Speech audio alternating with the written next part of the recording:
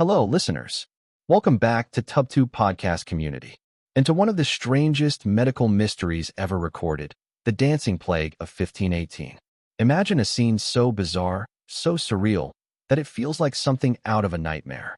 Hundreds of people dancing endlessly in the streets, their bodies convulsing in uncontrollable movement. Some collapse from exhaustion. Others die from heart failure or strokes. And no one can explain why. This is not a legend. This is history. It all started in July 1518 in the city of Strasbourg, part of the Holy Roman Empire, modern-day France. A woman, known only as Frau Trophia, walked into the street and began to dance. She didn't stop. Witnesses recall that she began moving her body in a strange, jerking rhythm.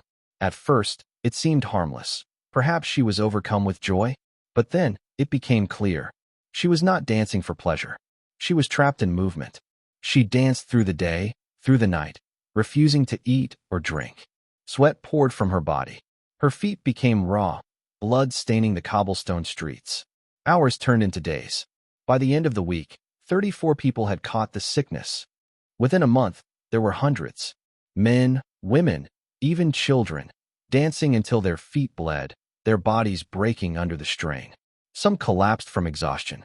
Some reportedly died from strokes or heart attacks. But the dancing continued. Authorities were baffled. What was causing this? A curse? A punishment from God? Was it disease? Or something more sinister? Medical professionals of the time, following their limited understanding of medicine, believed that these people were suffering from a condition known as hot blood, an excess of heat in the body. Their solution? More dancing.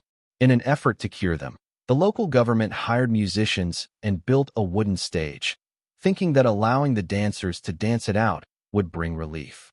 Instead, more people joined the frenzy. The epidemic spread like wildfire, engulfing the entire city. For a full month, Strasbourg was consumed by dance. And then, just as mysteriously as it began, the dancing stopped. But this wasn't the first time or the last. One of the earliest recorded incidents of dancing mania dates back. In 1021, in Bern, Switzerland, hundreds of villagers began convulsing in rhythmic, uncontrollable movements.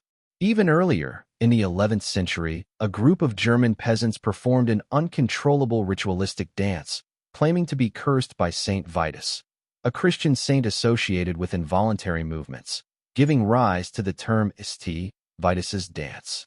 In 1237, in Germany, a group of children danced their way from Erfurt to Arnstadt, a distance of nearly 20 kilometers. Many collapsed from exhaustion. Some never returned home. Some scholars believe this event may have inspired the legend of the Pied Piper of Hamelin.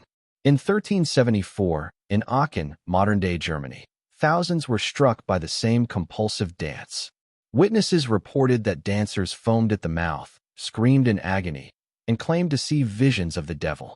The last known major case occurred in the 1600s, and then, mysteriously, dancing mania vanished from history. Possible causes of the dancing plague. The dancing mania remains one of the most perplexing events in history, and researchers have long struggled to identify its cause. While there are several competing theories, none can definitively explain the full extent of the phenomenon. Here are the most widely discussed theories. Ergot poisoning. One of the most popular theories among historians and scientists is that the dancers were victims of ergot poisoning.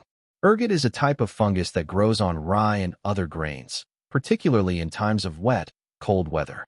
When people consumed ergot-contaminated bread, they ingested ergotamine, a chemical that has hallucinogenic properties.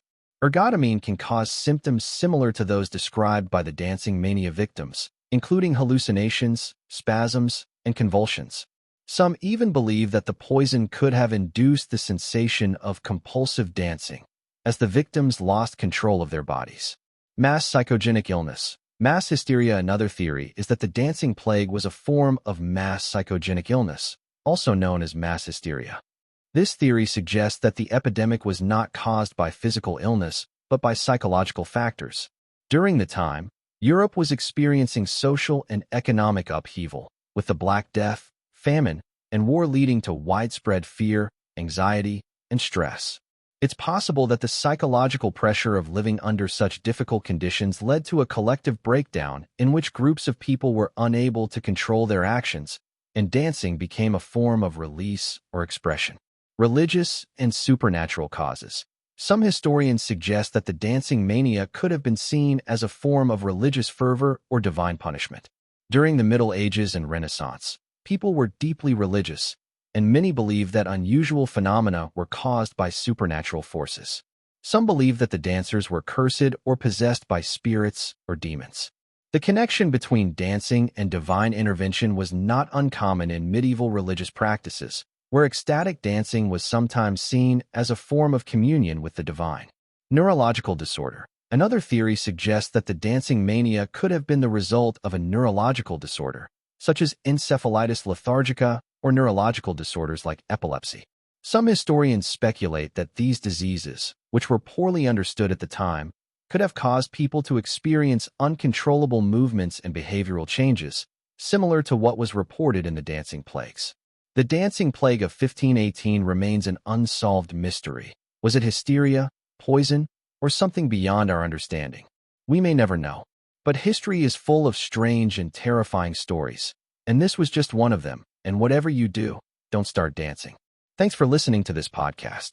New episodes are released every Monday through Friday, so be sure to subscribe and turn on notifications to never miss out. If you enjoyed today's episode, don't forget to like, share, and leave a review. I'd love to hear your thoughts.